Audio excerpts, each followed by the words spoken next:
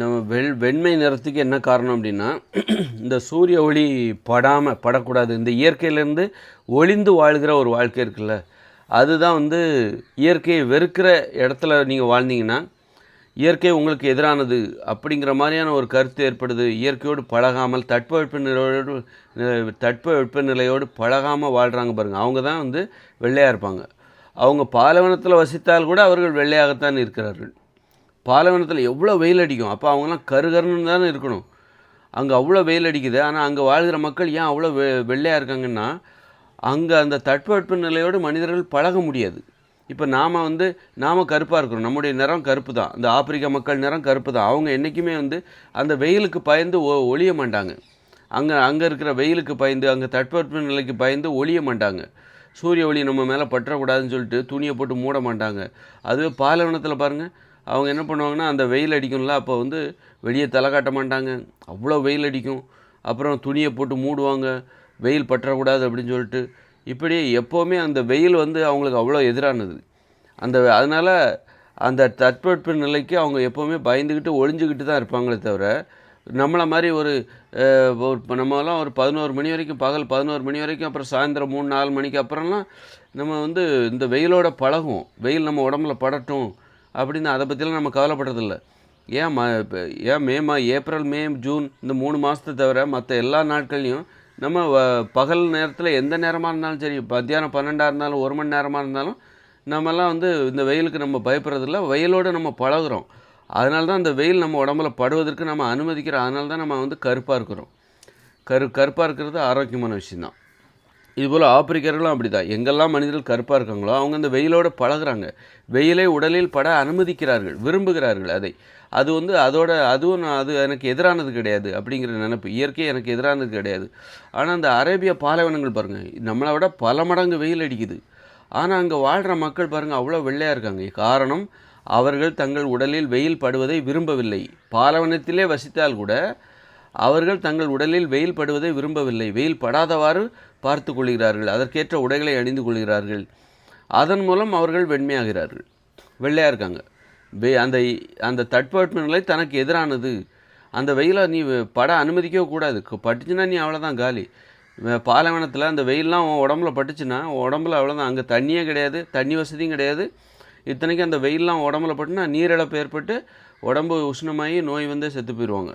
அதனால தான் பாலைவனத்தில் வாழ்கிற மக்கள் ஏன் அவ்வளோ வெள்ளையாக இருக்காங்க, அவ்வளோ வெயில் அடிக்குது, அவங்க கருப்பாக தானே இருக்கணும் அப்படின்னா, அவங்க வெயிலை வந்து சூரிய ஒளியை வந்து உடம்புல படக்கூடாதுன்னு நினைக்கிறாங்க. படுவதற்கும் அனுமதிப்பதில்லை. படக்கூடாது என்று பாதுகாப்பு கவசங்களை உடைகளாக அணிந்து கொள்கிறார். அதனால தான் அவங்க வெள்ளையாக இருக்காங்க. அதுபோல் நீங்கள் வந்து ஐரோப்பாவில் பார்த்தீங்கன்னா அங்கே சூரிய ஒளி படுவதற்கே அவர்களுக்கு வாய்ப்பு இல்லை. அதனால அவங்க வெண்மையாக இருப்பதற்கு அது ஒரு வாய்ப்பாக சூரிய ஒளியோடு பழகிறவர்கள் இருக்காங்களே, சூரிய ஒளி உடம்புல பட்டு பழகிறவர்கள், அவங்க தான் வந்து கருப்பாக இருப்பாங்க. அனுமதிக்கிறார்கள், சூரிய ஒளி உடலில் படுவதற்கு அனுமதிக்கிறார்கள். அனுமதித்து கொண்டு சூரிய வெயிலோடு கலந்து ஒரு வாழ்க்கை, அவர்கள் கருப்பாக இருப்பார்கள். நீ வந்து பாலைவனத்திலே வசித்தால் கூட நீ அதை அனுமதிக்கவில்லை என்றால் நீ வெண்மையாக மாறிவிடுவாய். இப்போ வந்து இந்தியாவில் பார்த்திங்கன்னா, தமிழ்நாட்டில் யாரெல்லாம் வெள்ளையாக இருக்காங்க அப்படின்னா, மக்கள் சூரிய ஒளி கூட படாத அளவுக்கு வீடுகளுக்கு காங்கிரீட் வீடுகள், சூரிய ஒளியே உடம்புல படுறதில்ல. அப்புறம் வேலைக்கு போனால் ஒரு ஆஃபீஸ்க்குள்ளே வந்து வேலை, இந்த மாதிரி சூரிய ஒளியே உடம்புல படாதவாறு ஒரு வாழ்க்கை. இன்றைக்கி ட்ரெஸ்ஸெல்லாம் வந்து ஒரு ஃபுல் ஹேண்ட் ஷர்ட் போடுறாங்க. அந்த காலத்தில் பார்த்திங்கன்னா ஆண்கள் அரையாடை தான் அணிவாங்க, மேலெல்லாம் சட்டை போட மாட்டாங்க, கோமணத்தை உடுத்திக்கிட்டு வயலில் வேலை பார்ப்பாங்க. அப்போ சூரிய ஒளி உடம்புல படும். ஆனால் இந்த காலத்தில் அந்த மாதிரி சூரிய ஒளியே எல்லாம் ஃபுல் அண்ட் ஷர்ட் போட்டுக்கிட்டு, அதுவும் வீட்டுக்கு வெளியில் வந்து திறந்த வெளியில் சூரிய ஒளி படுற மாதிரி யாரும் நிற்கிறது கிடையாது. அப்படியே வீட்டுக்கு வெளியில் வந்தால் ஒரு பஸ்ஸு எதையா ஏறி டக்குன்னு டூ வீலரில் எதோ ஏறி ஒரு ஹெல்மெட் போட்டு, டக்குன்னு ஹெல்மெட்டை போட்டு ட்ரெஸ் எல்லாம் போட்டு ஒரு ஆஃபீஸில் போய் இறந்துட்டு எல்லாம் பள்ளிக்கூடத்தில் போய் படிக்க ஆரம்பிச்சிடுறாங்க. அந்த நிழல்லே இருக்கிறாங்க, வெயிலே படுறது, வெயிலே உடம்புல அதனால் தமிழ்நாட்டில் உள்ள மக்கள் வெளுப்பாக மாறிக்கொண்டு இருக்கிறார்கள். அதனால் நாம் வந்து கருப்பு நிறம் தான், நம்ம ரொம்ப கருப்பானவர்கள். நமது இயற்கையான நம்ம வந்து இயற்கை இந்த மாதிரி சூரிய ஒளி படாதவாறு ஒரு வாழ்க்கை. அதனால தான் நம்ம வெளுப்பாக மாநிறமாக மாறிக்கொண்டே வருகிறோம். அதனால் வந்து இப்போ 2040 இந்த இயந்திர அறிவுகளும் ஃபெயிலியர் ஆகிடும். அதன் பிறகு எல்லா தொழிற்சாலையும் செயலிழந்து விடும். அப்போ ஆடை தொழிற்சாலையும் செயலிழந்துடும். ஆடைகள் உற்பத்தி என்பது நிறுத்தப்பட்டு விடும். இப்போதைக்கு நம்ம கைவசம் நீங்கள் எத்தனை உடை வச்சுருக்கீங்க, அதுதான் உங்களுக்கான ஆடைகள், இந்த செயற்கையான ஆடைகள். இது எத்தனை வருஷத்துக்கு வரும்? 2040 அப்புறம் எல்லா தொழிற்சாலையும் ஃபெயிலியர் ஆயிரும், உற்பத்தியெல்லாம் நின்று போய்விடும். அப்படி இருக்கும்போது அது எப்படி நின்று போய்விடும்னா, அதற்கான என்னுடைய வீடியோக்களை நீ ஃபாலோ பண்ணிங்கன்னா அதற்கான விஷயங்களை நான் சொல்லிகிட்டு இருப்பேன். அப்படி இருக்கும்போது நீங்கள் இப்போ உங்கள் கைவசம் வச்சுருக்கிறது தான் உங்களுக்கு சொந்தமான ஆடைகள். இந்த ஆடைகள் எத்தனை வருடம் பயன்படும்? உங்களுக்கு ஒரு 50 வருஷம் வருமா? உங்கள் கையில் இருக்கிற ஆடைகள் மொத்தம் எத்தனை வருடங்கள் வரும்?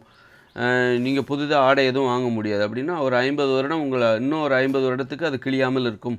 அப்படின்னா அதுதான் உங்களுடைய ஆடைகள். இன்னொரு 2040 அப்புறம் மேற்கொண்டு ஒரு 50 வருடங்களுக்கு தான் மனிதர்கள் இந்த பாலிஸ்டரு, காட்டன், கம்பளி ஆடைகள் இதையெல்லாம் அணிவார்கள். அதன் பிறகு மனிதர்களுக்கு ஆடை கிடைக்காது.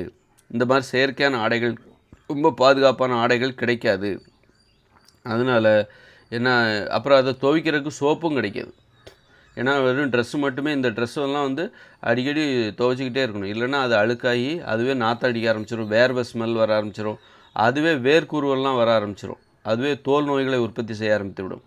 அதனால் 2040 அப்புறம் நமக்கு ஆடைகள் கிடைக்காது. நம்ம கைவசம் வச்சுருக்கிற ஆடைகள் தான் நமக்கு சொந்தமான ஆடைகள். அந்த ஆடைகளை துவைப்பதற்கு நமக்கு சோப்பு தேவை. அந்த சோப்பு தொழிற்சாலையும் நின்றுவிடும்.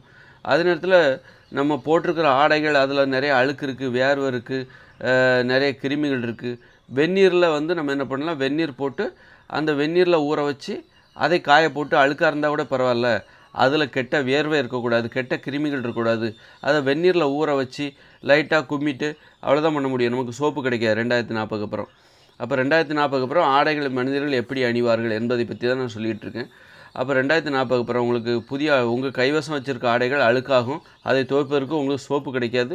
அப்போ என்ன பண்ணுவீங்கன்னாக்கா, அதில் அழுக்கு, வேர்வை நாற்றம், கிருமிகள்லாம் இருக்கும். அதை சரி செய்வதற்காக மனிதர்கள் என்ன பண்ணுவாங்கனாக்கா, வெந்நீரில் ஊற வைப்பாங்க. வெந்நீரில் ஊற வச்சு நல்லா கொதிக்கிற தண்ணீரில் ஊற வச்சுட்டு எடுத்து அதை லைட்டாக கசக்கி அதை காய போட்டு, அது அழுக்காக இருந்தாலும் பரவாயில்ல, அந்த ஆடைகளை அணிந்து கொள்வார்கள். 2040 அப்புறம் ஒரு 50 வருஷத்துக்கு இந்த மாதிரி தான் ஓடும். அப்புறம் அந்த ஆடைகள் கிழிய ஆரம்பிச்சிரும்.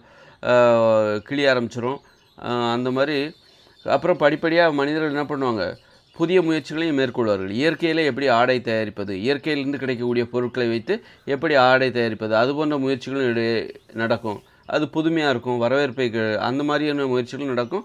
கைவசம் வச்சுருக்க ஆடைகள் நல்லா கிழிஞ்சு கெட்டு போகிற வரைக்கும் அதை பயன்படுத்துவாங்க. ஆடைகள் என்பது குளிரை தாங்குவதற்கும் தேவைப்படுகிறது. போர்வை, இதெல்லாம் குளிரை தாங்குவதற்கு தேவைப்படுகிறது.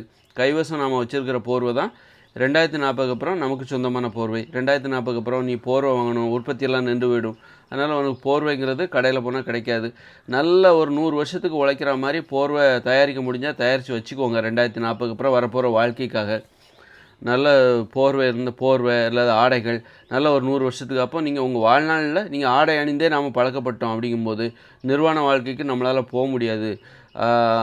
அப்போ அல்லது இயற்கையான ஆடைகளை அணிவதற்கு நமக்கு முடியாது. அப்படிங்கும்போது இந்த ஆடைகளை நம்ம எப்படி பயன்படுத்துறது, நம்ம கைவசம் வாங்கி வச்சுருக்க ஆடைகளை நாம் எப்படி பயன்படுத்துவோம்? 100 வருஷத்துக்கு வர மாதிரியான ஆடைகளை இப்போவே உற்பத்தி பண்ணலாம்.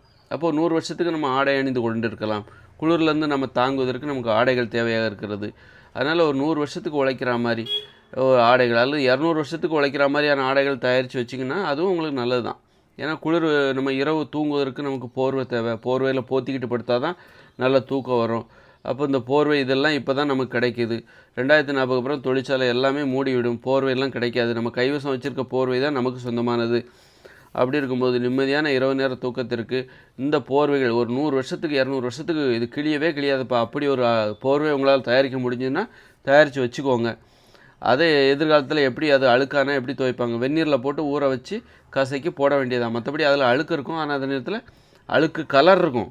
அதே நேரத்தில் அதில் கிருமிகள் இல்லாமல் பார்த்துக்கலாம். இதான் எதிர்காலத்தில் சோப்பு 2040 அப்புறம் கிடைக்காத பட்சத்தில் நாம் இந்த துணிகளை, போர்வைகளை எப்படி நம்ம பயன்படுத்த போகிறோம், எப்படி பயன்படுத்துவாங்க, கைவசம் வச்சுருக்க நம்ம இந்த போர்வை இதெல்லாம் நம்ம எப்படி பயன்படுத்த போகிறோம் என்பதற்கான ஒரு முன்னெச்சரிக்கை விழிப்புணர்வு வீடியோ தான் இந்த வீடியோ.